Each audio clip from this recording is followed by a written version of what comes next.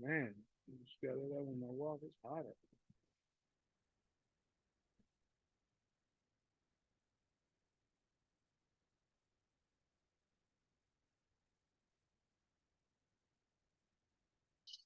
Are you ready? Excited to get um, back home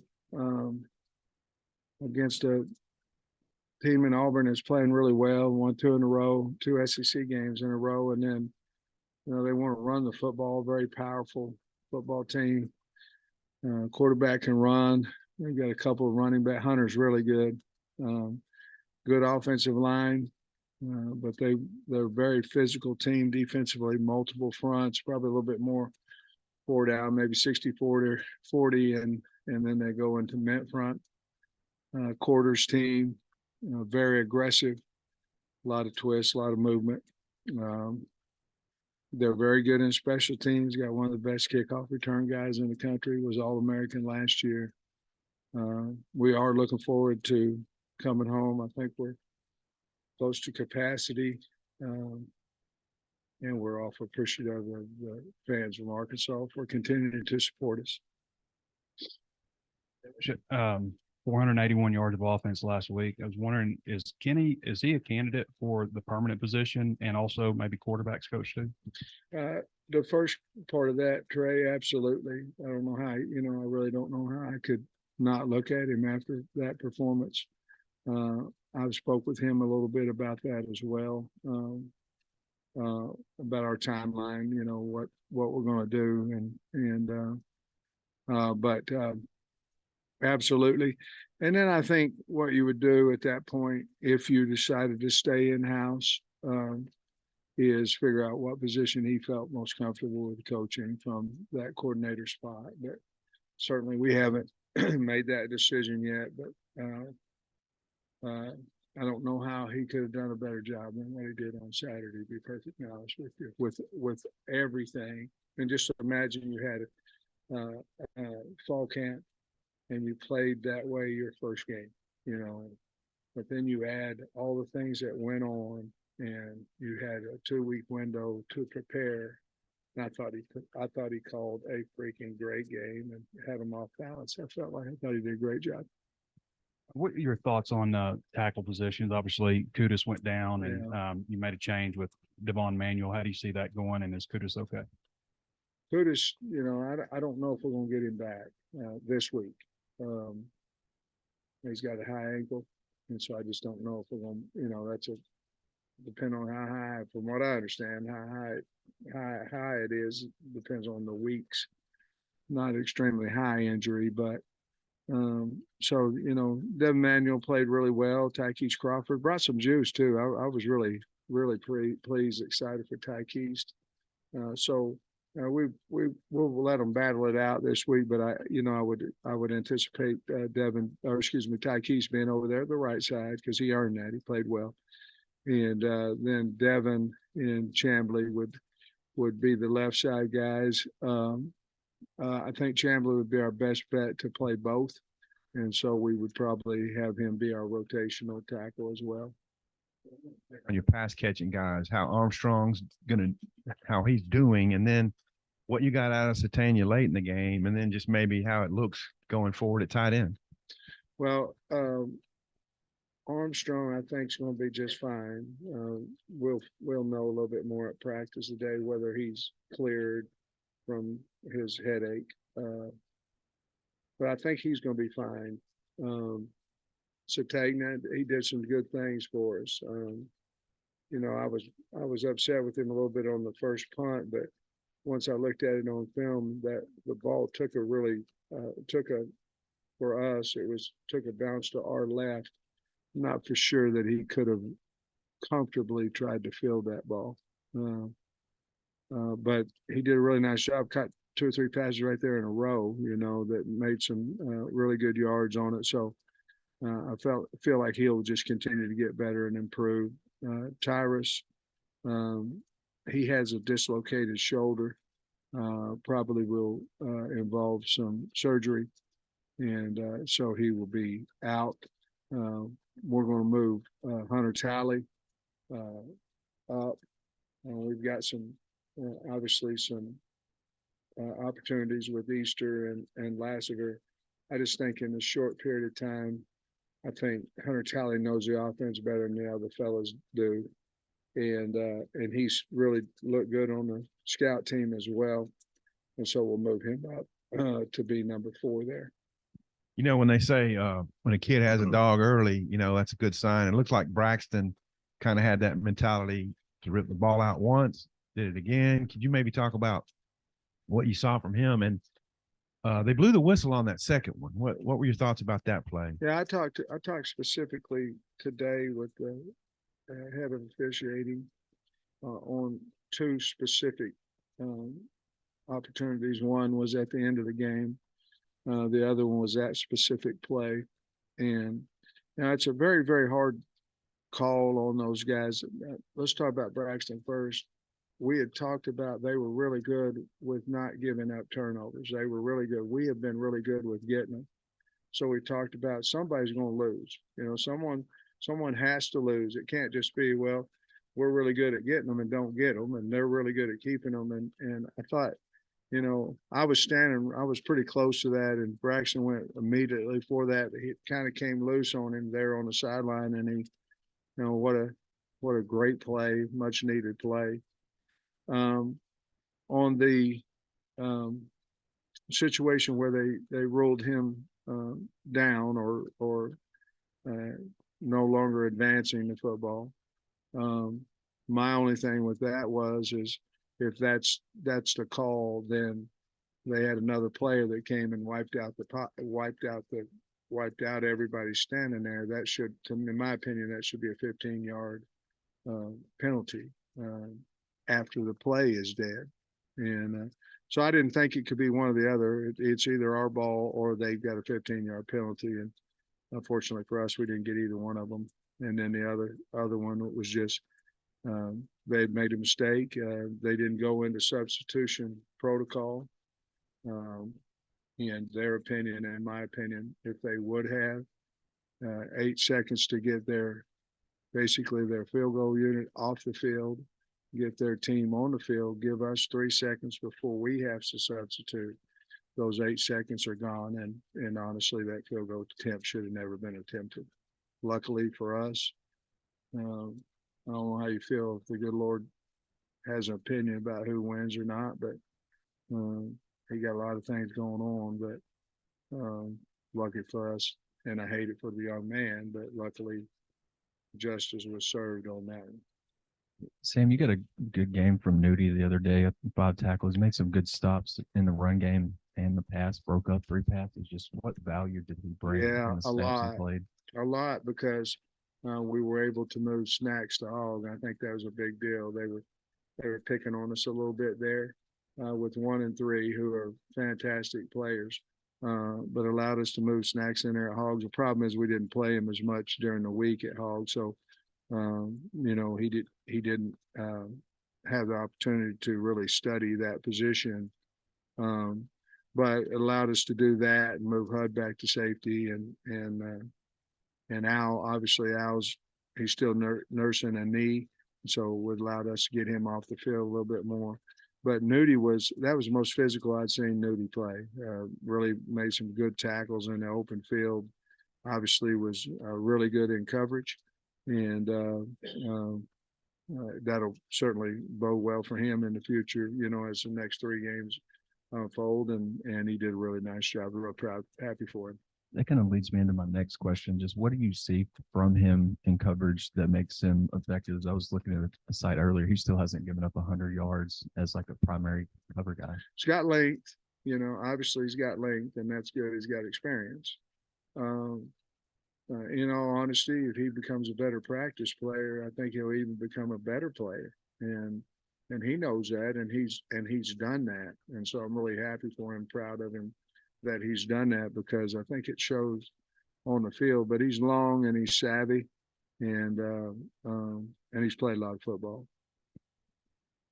Coach, it's the tempo and the success of that was like super evident in the 4th quarter and overtime. I think especially in overtime, all 3 plays were kind of rapid fire before the touchdown. What is it about that tempo that maybe just suits KJ so well with this offense? Well, I think first of all, and I agree with you. I think it benefits the offensive line. You know, I think that's the biggest key that, you know, people aren't necessarily getting their cleats in the ground and checking to where your back is and all this kind of stuff. Excuse me, because they don't have as much time. I think that's part of it. The plays that Kenny called were runs and runs. You know, they weren't run to pass. Now we called run to pass as well, but there was definitely a game plan of we're going to give it to Rocket or we're going to have KJ run it. That's, you know, that's what we're going to do. And those are two very good options. And so, you know, a lot of our stuff in the past is, you know, this season has been run to pass, where your backside is locked up in man. Therefore, you have no backup as an offensive lineman on the backside of you. You don't have any backup. And it makes it a little bit more difficult. You got to be a little stronger, a little more athletic, things of that nature. So we basically took a lot of that out of our offense, even though we did run a few plays back there like that. You already mentioned Tyke East. Anything on film stick out of like what he was able to bring to you guys other than I just think a lot of enthusiasm. He was really good in pass protection, really good. And you know, they were trying to bull him quite a bit because he's so athletic that he was out on top of them. They tried to bull him. He set the bull down real nice. I was just I thought he brought a lot of energy to the offense. And you know, when I knew I felt like we had a chance there in overtime. You know, I talked to the captains. They never came back over on the sideline. They just stood out there on the 50-yard line talking to each other.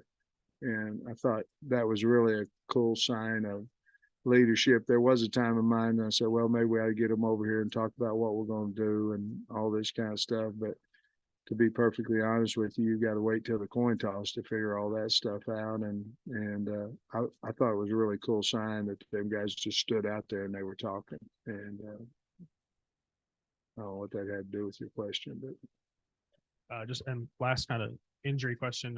You mentioned Tank on Saturday. Is he all good? I think he's going to be fine. Had an ankle, but I think he's going to be fine. He may not practice today or, you know, limited, but I tell you what now, that's the guy that we went out and tried to get Saturday now. He was really good. Our linebackers, we got to tackle better on defense. We got to tackle better. But our linebackers basically ran free all day because of that D line. They you know, and we made a lot of tackles and missed a lot of. We got to emphasize that. Coach, excuse me, at the tight end position, obviously already lost Luke, now Ty. Just, I guess, how tough is that? And, you know, from that room, are you expecting everybody to be able to step up and, you know, make up for it? You know, I saw Saturday a lot of life out of Gums. I mean, he made was the most physical he had been. Now, part of that's probably because his ankle's healed up. He's had an ankle for a long time. But I think if we show that we're too worried about it, I think it's a negative for the team. We've always stepped up, kind of like Ty did. I mean, Ty, say what you want, he was 5, you know, on the depth chart before he got his opportunity, and then we figured out he's really a good player.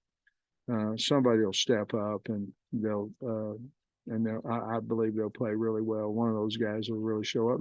It may be 2 or 3 of them, but I'm confident in that group, and I'm confident in Tally. I'd like to see what he can do. He's been very, very physical on the scout team. And then, you know, Auburn coming to town, Hugh Freeze came in with Liberty last year. Yeah. Just overall thoughts of him and the team that he's got this year at Auburn. Hey, they're doing a really good job. I mean, they're very, very physical, both offensively and defensively. And I think they're playing their best ball right now. And Hugh's always been a nice guy, a good guy to me. I don't know him real well, but you know, been a good guy to me, and obviously well coached. And Liberty's having a lot of success this year. James Chadwell's doing a wonderful job, but you know, obviously you left him with good players, and he's doing a good job. I'm glad he got another opportunity and he's doing well. Sam, going back to Nudie, I remember last year during fall camp, he got a lot of work with like the twos and the threes, and he goes out in the season opener and has an interception. This past week, he moved into the second team. He comes out and has a really good performance. Is there just a little bit like where you kind of sometimes have to give him a little bit of an encouragement or whatever? Is he a guy that really responds to that? Yeah, I think he does. Because you can certainly go the other way on that and never come back. But it wasn't really anything, to be perfectly honest with you, about the discipline or something about that. It was, we'd moved Snacks to corner, and obviously we felt like Braxton was playing really well, but we always knew Nudie was a really good player, and he's shown that a lot this year and last year, and we have a lot of faith in Nudie. He's a wonderful kid. I love him to death, and I'm glad that he had good success. And you mentioned Auburn has a really good kickoff returner. I noticed this past week Cam's kickoffs didn't necessarily always go in the end zone. Was that a strategic thing on y'all's part? No, we were trying to kick it out. I didn't want to kick it at the end. I mean, I didn't want to, and it was even on the last one. I said, Scott, he better kick this damn thing out, because we were talking about skying it, or you know what I mean. I didn't want to squib it, because all they needed was a field goal to win, and he did. But the value of Cam Little and really Fletcher, because there was one Cam almost missed. It was a low snap, and Max did a great job of holding, and it was kind of the difference in the game, because they had problems with their extra point. But Max and Cam and Stein and those guys, I mean, they're invaluable. And to have Cam go out there with 44 seconds left, or whatever, I think it was 44 seconds left, and kick a 49er, which could have went 60. I mean, he hit the blue tarp in the back. He game's over if he doesn't make it. And what a wonderful clutch kid. I was curious your thoughts on Peyton Thorne. Looks like they've kind of gravitated more towards using him. They have. He can do a lot on the ground too. What are your thoughts on him as a quarterback? Well, I think he's a really competitive guy and tough, and he's fast. And so what I talked to the guys about last night, we always kind of meet at the very end after we kind of get a thoughts on them, that I don't think there's a reason to have two separate defenses for two separate quarterbacks. I mean, because Thorne and really, Trey, it's exactly what you said. He is much more athletic than I thought he would be, and can run. So they're going to run their total RPO offense with him, and I'm sure that's why they got him to begin with. But he's throwing the ball well. He's a good quarterback. Obviously got a lot of experience, coming in for him. But the thing I could say most about him is he's really, really competitive. And you can just kind of feel it through the film, to be honest with you. We always ask you what you think about 11 o'clock games, what you think about night games, but this is a 3 o'clock game. Missouri's at 3 o'clock later. And FIU, by the way, I don't know if you know, it got picked up for 6:30. Just heard that, yeah. But what do you think about 3 o'clock games? It's playing in the middle of the day. That's the perfect time, really, to be honest with you. Fans can have a true experience, great experience, and get home at a decent hour or whatever. And it's the greatest time if you win, But, I think, there's a lot of teams that practice in the morning now. We're going to try that in the spring too. We're going to go to morning workouts, or morning practice. But I think it coincides with every day, and so I think that's probably the best kind of condition. To 3 o'clock's when practice kind of starts, or a little later, but you're in there with meetings and all that kind of stuff, so it kind of correlates with what you do every single day.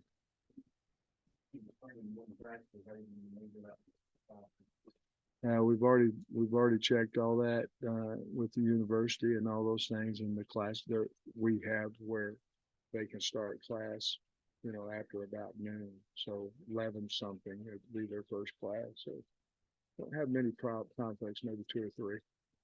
Of all the things Kenny did, opening drive touchdown. It wasn't a 2-minute drill, but it was close enough. You had to, well, actually it was a 2-minute drill and the drive before that. What did you think about his overall composure on the headphones and just how the whole thing kind of laid out? He got a lot of swag about him. He got a lot of confidence and not overbearing now, but he got a lot of confidence. The kids can feel it. The kids have a lot of confidence in him. I don't know.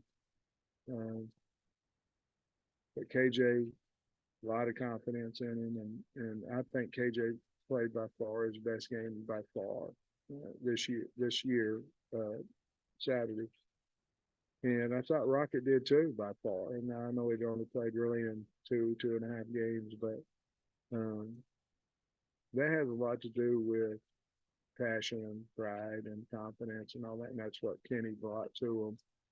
But he believed it too now. And I never questioned anything that he called because he called what we practice. And in these situations, in practice, we're going to throw it down there possibly. We knew that safety was going to be low and we could get behind him.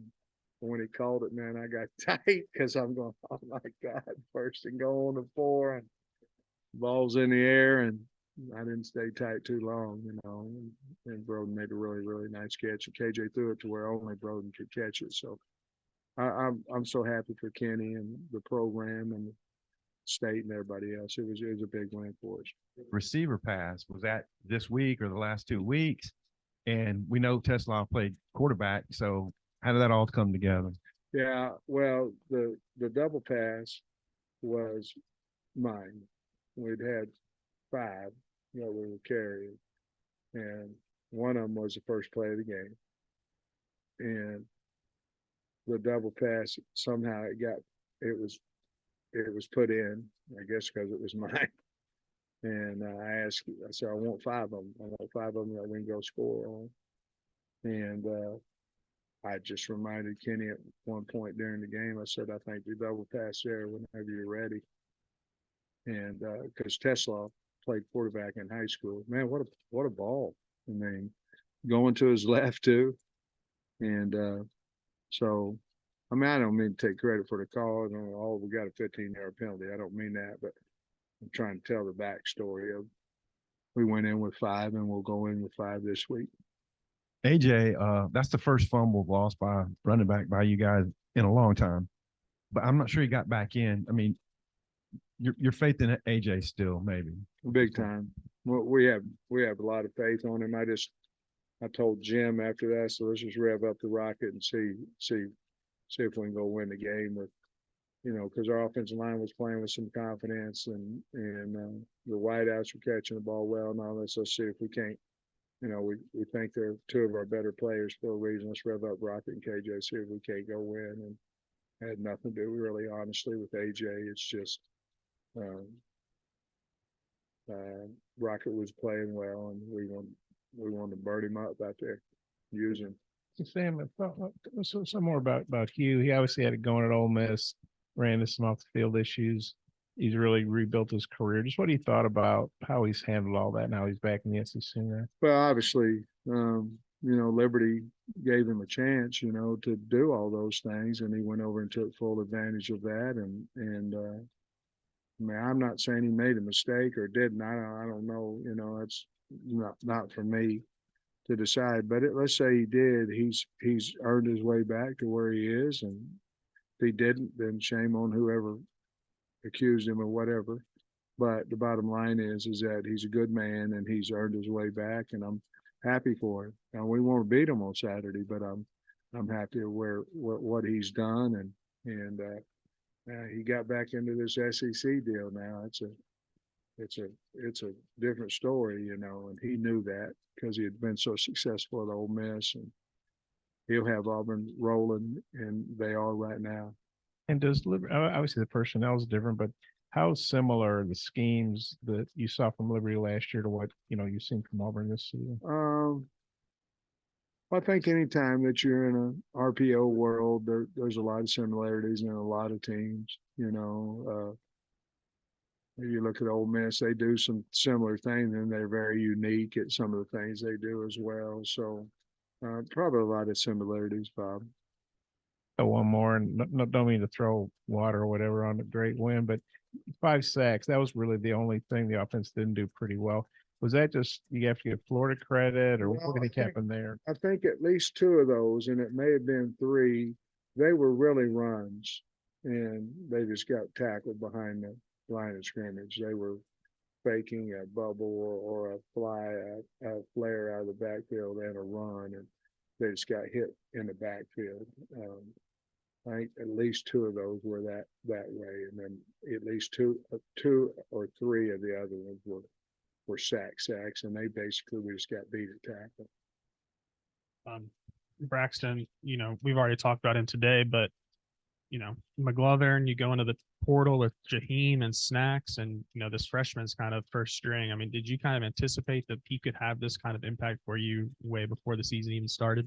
Braxton, well, we were hoping to. We thought we were awful high on him coming out of high school.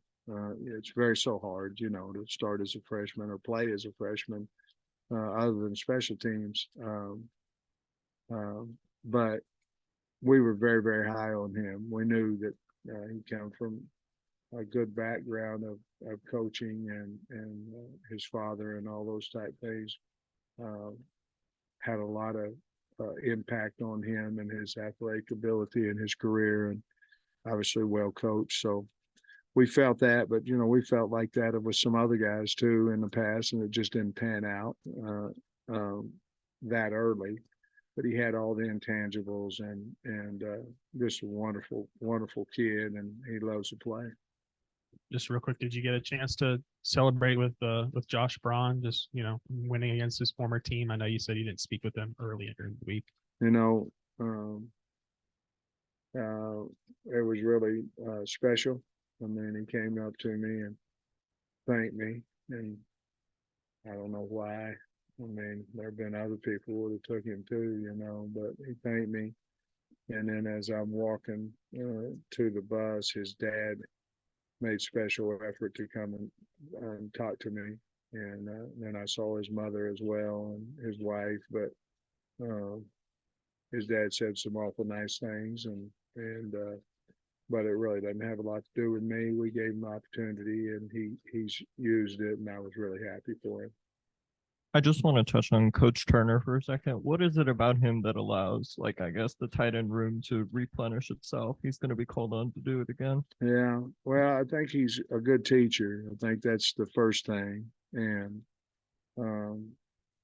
obviously we hired him for a reason, because he was at Stanford for so long and had so many different guys, and so many of them played well. Obviously they were very talented as well, but in this league, you're gonna get chewed up a little bit. There's a lot of guys down on the field from us and Florida. Very, very physical game. So you have to have that next guy ready to play, and he's done a really good job with that. And I anticipate him doing it again. But I think it's just his demeanor and his ability to teach and motivate. Hey, Coach, I wanted to ask you about the opportunity to play on Veterans Day. What's the significance to you personally, and maybe to the team, to be able to play in front of the Razorback faithful on Veterans Day? Yeah, great question. I mean, I've lost uncles, cousins in the war, and just unbelievable what the people in our country have done to fight for our freedom and our safety, and we sure want to honor that as best that we can, and it'll mean quite a bit for our team to do that on Veterans Day. And then you've talked in past weeks about not letting losing spiral within the team and focusing on the next game. Now you experience the opposite side of that spectrum. What's the key in practice this week to great win, but to move on to Auburn and focus on the Tigers? Well, I think, first of all, thank God that we got, come on, man. But we're all about accountability. And so when we came in this week, there were some things that we did well. things that we did poor. And on that sheet, whatever that's poor, we've got to emphasize that and make the kids accountable. And I had 20 plays on offense, and I think I had 16 on defense. And there's accountability, and I had, I don't know, 7 maybe on special team. And there's accountability from kids. And what happens a lot of times when you win, you put it under the rug because you won. But if you don't, if you do that, you're going to get the same result. And so that it could be anything. And so I think we've got a staff that's not afraid of the players. In other words, that are willing to talk to them and be honest with them and hold them accountable. And I hold them accountable. They hold me accountable. But I think if you do that, I think you can get a better result the next week. Sometimes, you're just trying to, man, I'm glad we won. Let's get to the next game. Da da da da. And I just don't think you can skip that step of accountability. And we sure won't today. Our goal today is have the best Monday practice that we've had all year, and that starts with accountability and the film room. Thanks, guys.